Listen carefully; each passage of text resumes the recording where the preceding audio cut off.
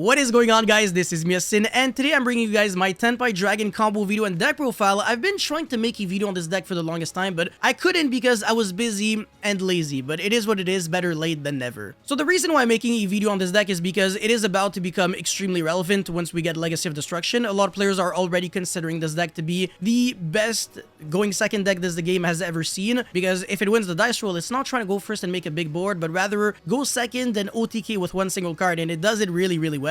Every single card in the archetype is a one card OTK except for one monster, which is a 2 of anyways, but everything else is game. And then obviously you can play like 20 plus hand traps. So yeah, you can basically call this hand traps featuring an OTK engine that is inherently very resilient to a lot of hand traps. Your opponent can have Veiler, Nibiru, it's not going to change anything. And your opponent can also have a bunch of monsters on board, it's also not going to change anything. So yeah, there's a lot of really disgusting things that you can do with this deck. Kind of scratch the surface because I want this video to get 1,000 likes, so I will be able to make a spreadsheet video, just like I've done with the Raid Raptor and Gimmick Puppet. You guys really appreciated that. Smash the like and subscribe button, I know we can make it. And with that being said, let's get right into combo number 1. Alright, so first things first, Sangan Manor is a 1-card OTK for 37,400 damage. You could literally pot Prosperity twice, so you go for 25% damage and it's still game. Obviously, that's not the game, that's not how Yu-Gi-Oh works, but, you know, imagine, huh? Yeah, this card is really filthy. Anyways, you activate it. It's not like a Union Hanger. It doesn't search a monster on activation. It's rather like a Draconic Diagram. So it reads, during your main phase, you can add 1 Tenpai Dragon monster from your deck to your hand, then discard 1 card. And the reason why hand traps are useless against you, especially if you have this card, is because this card has a continuous effect that makes your Fire Dragon monsters unaffected by your opponent's activated effects during your main phase 1 only. So it's a little filthy. It's kind of like a magical mid-breaker field and a diagram at the same time. And as an added bonus, if this card is destroyed during the battle phase, you can target a 1 dragon synchro monster you control. Its attack becomes doubled. Yep, doubled. As if this card didn't have enough cracked effects. It's insane. Every single set we get a broken field spell. This one in Legacy of Destruction, and then the Gimmick Puppet field spell in Infinite Forbidden. Bro, Konami, I love you guys. Anyways, this is going to be searching the Baidora and then discard 1 card. Again, it searches and then it discards. It's not a discard for cost. So your opponent could ogre this card, but you're not going to be discarding a card. So you're going to go from 6 to 5 cards because, again, we are going second in this situation. Anyways, you're going to be searching your Baidora off of your Manor. Yeah, and this card has the ability to search or either set a Sengan spell or trap card from your deck to your hand or field whenever it is normal or special summoned. So yeah, we're going to be normal summoning that, and then we're going to be searching. This Veiler is not going to be doing jack because of the field spell, and the card that we're going to be searching is Sangan Kaimen. This is a quickly spell card that can search, so you can also dodge Joel and Logbird by using this on the draw phase.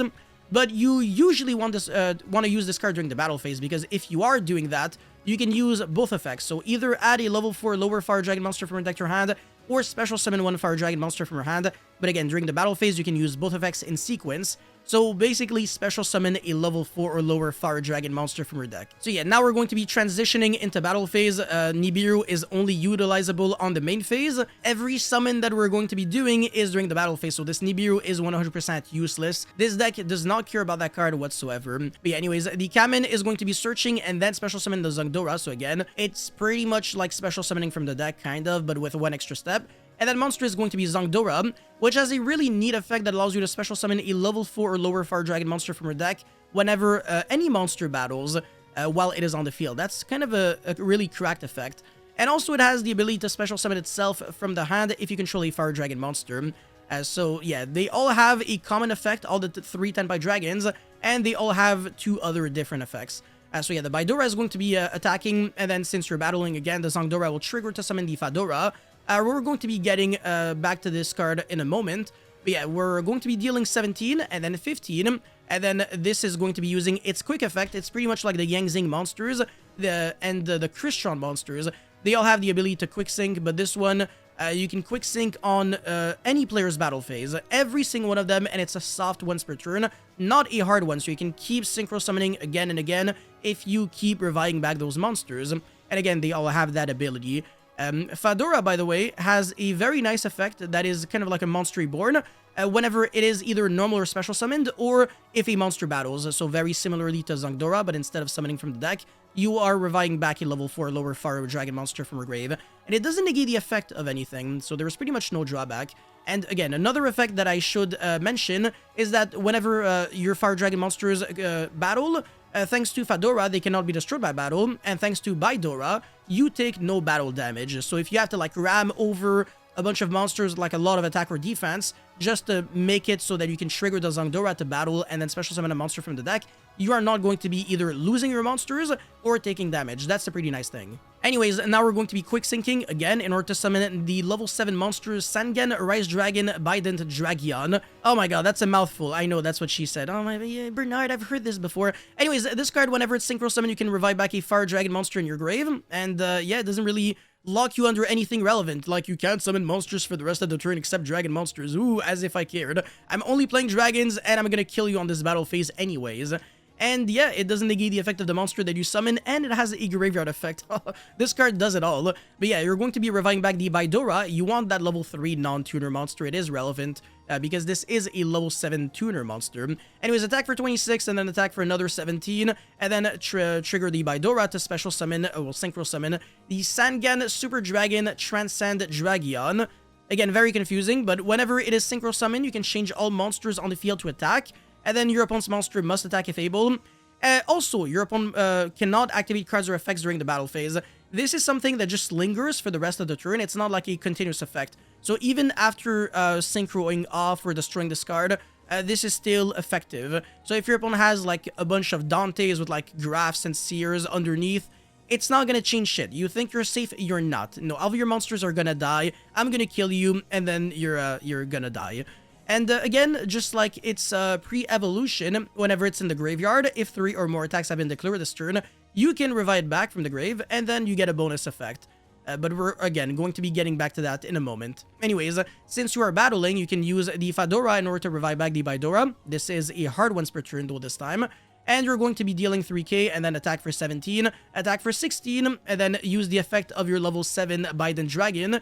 If you want to, since you're reviving it back from the grave with its effect, you can destroy a spell or trap card on the field. We're not going to be doing that at the moment in order to destroy our Sangen Manor. We want to hold it for a little longer. But if our opponent had a back row that we wanted to pop, we can do that. Anyways, attack for 26, and then at this point your opponent is probably already dead, because that was like freaking 16,000 damage. But let's just assume that he has a wall, you know? Let's just assume that he's Donald Trump and he's trying to protect himself from, like, you know, the other countries. And by the other countries, I mean, like, Mexico. So yeah, you're going to be synchro summoning into Trident Dragion. Whenever this card is synchro summoned, you can target up to 2 other cards you control, destroy those targets, and if you do for each destroyed card, this card gains 1 additional attack during each battle phase this turn. This is ridiculous, because it doesn't, like, necessarily have to attack monsters. It can attack directly, and you're going to be destroying 2 cards on the field, aka your field spell and your synchro monster, and the field spell doubles its attack, so this boy has 6,000 attack and can attack 3 times. 18,000 damage just on its own. So now our opponent only has 3k left. And now you might be thinking, haha, but you can't OTK for 37,400 damage, you're so bad at the game. Not really, because now we've got the graveyard effect of the level 10, and we attack for game. Merry Christmas, you're dead. Alright, so combo number 2, what happens if your opponent has, let's say, Kashtira Fenrir, and we have Pot of Prosperity, and we excavate something that, you know, it's fine, but it's not, like, super insane, right?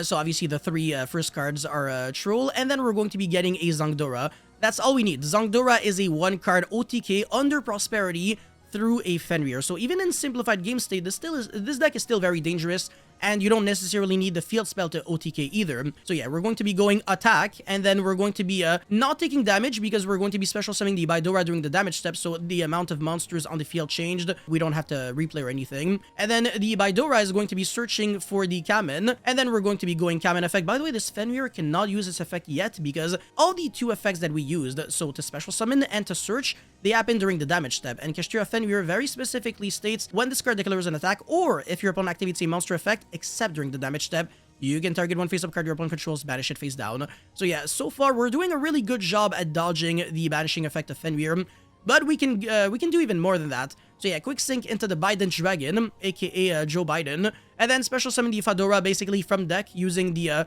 cheat bonus effect of Sengen Kaimen. And then we're going to be going Chainlink 1, Bident Dragon, Chainlink 2, Fedora, revive back our 2 monsters from the grave, And then the Fenrir will try to banish the Biden Dragon because we are threatening the destruction of Fenrir by summoning a monster with 26. But we can chain the effect of Fedora in order to quick sync. So now we're going to be synchro summoning for the Transcend Dragon. And we're going to be reviving back our 2 monsters. So the Zangdora as well as the Bidora. And then the effect of Transcend Dragon is going to trigger to make the Fenrir go into attack. And we're going to now jump over, so attack for 300, and then attack for 750, 700, divided by 2, by the way. And then revive back the Biden Dragon, attack for 13, and then we're going to be going by Dora in order to quick sync into Trident Dragon, destroy 2 monsters so that we have a monster with 3k attack that can attack 3 times. So usually that would be 9,000, but divided by 2, that would be 45. And then we still have the graveyard effect of the level 10 monster so that we can revive it back and then attack for game.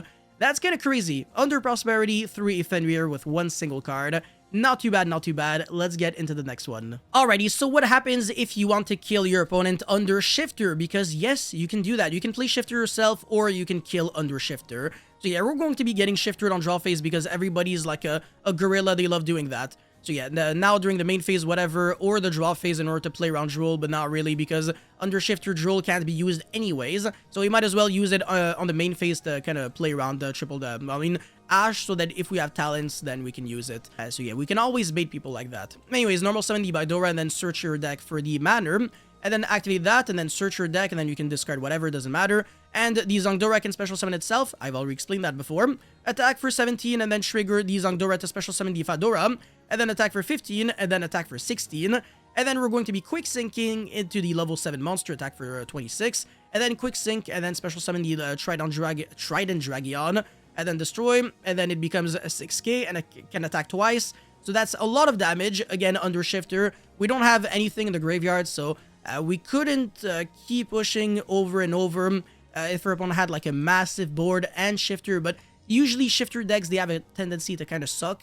They either do like a completely unbreakable board with like, I don't know, multiple M-Pens and the trap card and everything, or they end on nothing. And I've already explained how, you know, if your opponent only has like a, like a Kashtira Fenrir, for example, 1 single card can take care of it. Yeah, you're not really scared of Kashtira too much. Anyways, let's get into the 4th and final combo. Now I can already hear what you're saying, but Yaksa, what happens when people force you to go first? And the answer is, you can make a big board if you want to. If you want to. You don't have to. You can also end on a Hieratic Seal Pass, and that's good enough. But let's say you want to actually make a lot of interruptions, you can also do that. So if you draw any combination of 2 different Tenpai Dragon cards, except the Field Spell and the Quick Play, or Fedora and I believe it was Zangdora, I think, you cannot go for the full combo, but every other combination works. So let's get right into it. So normal summon the Bidora, and that's going to be searching for, rather setting the Kamen, because that allows us to get 1 extra search through the Droll, because if we search, then we can't really search with Manner.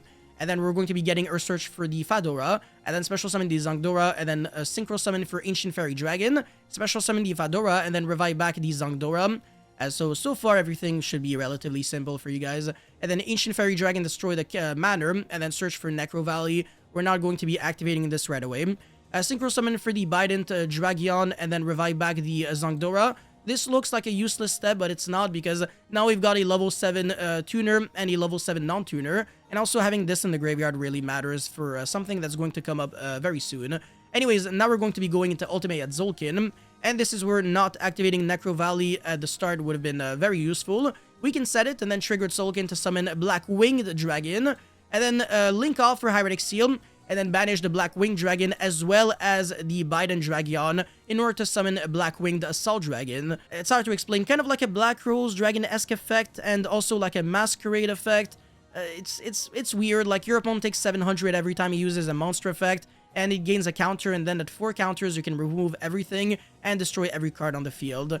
And then we can also flip the Necro Valley, so that's a lot of interruptions with 2 single cards and a discard. But it gets even better on the opponent's turn. Alright, so let's just say that our opponent was skillful at the game and had like the Duster for Necro Valley. It's not going to change jack shit, because we can still get another field spell, trigger the Tzolk'in, and if our opponent didn't have the Duster, then it wouldn't change anything, because there's another card that we can set. So Bidora, I already mentioned, you either search or set from the deck to the field or hand, whatever. So now we are going to be setting the field spell from our deck to the field, and that's going to be triggering the Tzolk'in again. You have to keep in mind that Tzolk'in is a very old card and reads when a spell or trap card is set on your field, you can special summon one, blah, blah, blah. So in other words, it misses timing if the effect of Baidora is Chain Link 2. So in other words, if our opponent was very, very smart, one thing that you can do when you go Hieratic Seal, Graveyard effect to special summon from deck, he can chain Kaimen in order to special summon a monster that has an effect on the on summon, such as Baidora, in case he didn't start with Baidora to search the Kaimen, but let's say he normal summons Zangdora, and he already had Kaimen, and then you can chain that, special summon the Baidora, and then he's turn player, so he can go Baidora Chain Link 1, and then you have to go your Baidora Chain Link 2, and that's gonna make it so that the Tzolk'in cannot summon anything. So yeah, this card does have flaws because, yet again, it is an old card, just like the Yangzing monsters and everything. They all miss timing, bro. It's all of them. It's actually an insane garbage mechanic, but it is what it is. Anyways, you're going to be summoning Crystal Wing. Alternatively, you could also summon Shooting Riser Dragon. It's a level 7 tuner monster with a quick sync effect, so you can go effect and then summon Baronne de Fleur right away. That's not too bad. It's really up to you. So you got a lot of options, and also you had Necro Valley, so if your opponent didn't have Duster, none of this matters. You're usually gonna win against everyone. And you can also go Secret Village of the Spellcasters, and then you can summon Nirvana High Paladin, and the Shooting Riser can also send Fairy Tail Snow if you're in the OCG. So yeah, a few things that you can do, definitely not too bad. But yeah, that's it for the combos. Let's get into the deck profile now. Alrighty, so for the deck profile, I am playing a lot of hand traps. So many that it just feels like this deck is a deck that just plays hand traps, and then plays some other maybe good board breakers, and then plays a little bit of engine. That's it, that's all. You don't really need to go overkill. In the OCG, they don't have 3 prosperity, they only have 1. So their way of kind of like compensating for the lost consistency would be by going Gold Sarcophagus and Blaster Dragon Ruler of Infernos. Blaster is a brick, but Gold Sark is a 1-card combo because you can banish the Blaster and then search either Zangdora or Baidora, so that it gets your stuff going, but it's redundant if you already have a lot of engine cards. Or another thing that they're doing is they play Set Rotation with another field spell, which actually introduces a Garnet to your in your deck, because now if you draw both Set Rotation and the field spell, you're screwed. But that field spell is when there is a will, there is a way out. It's not too bad. It's a going second field spell. You can't use it going first, obviously, but this deck is a going second deck anyways. And yeah, I mean, it has a very similar effect as Prod of Prosperity. But in the TCG, nobody gives 2 shits about that because we have 3 Prosperity. And I've already showcased how this deck can OTK under Prosperity. So yeah, we have, what is that? 16 1-card combos? 3, 6, 12, 15, 16. Yeah, I mean, Terraforming is pretty much always digging one of these cards if you're banishing 6 cards. And banishing 6 cards is super easy in this deck. But yeah, for the hand traps, I'm on 3 Ghost Ogre. This card is going to become much better next format because, again, against Silent Forcer, you can Ogre the Barrier as well as the Blessing. And against this deck, you can Ogre the Field Spell. So if you're trying to prepare yourself for the mirror match, this is going to be quite relevant. Ash is Ash. It's always going to be broken, so enough said. Veiler, I mean, this card is not good in the mirror match, but it's good against everyone else, so I like this card. Imperm, this card is also playable on the mirror match, but it's not great because you have to hold it for the battle phase because the mana is going to protect them. And then you can only really Imperm the Zangdora usually before they attack. And then they can still play around it.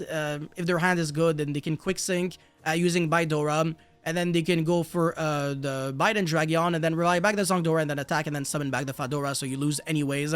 It doesn't matter. Yeah, it's not ideal, but it is what it is.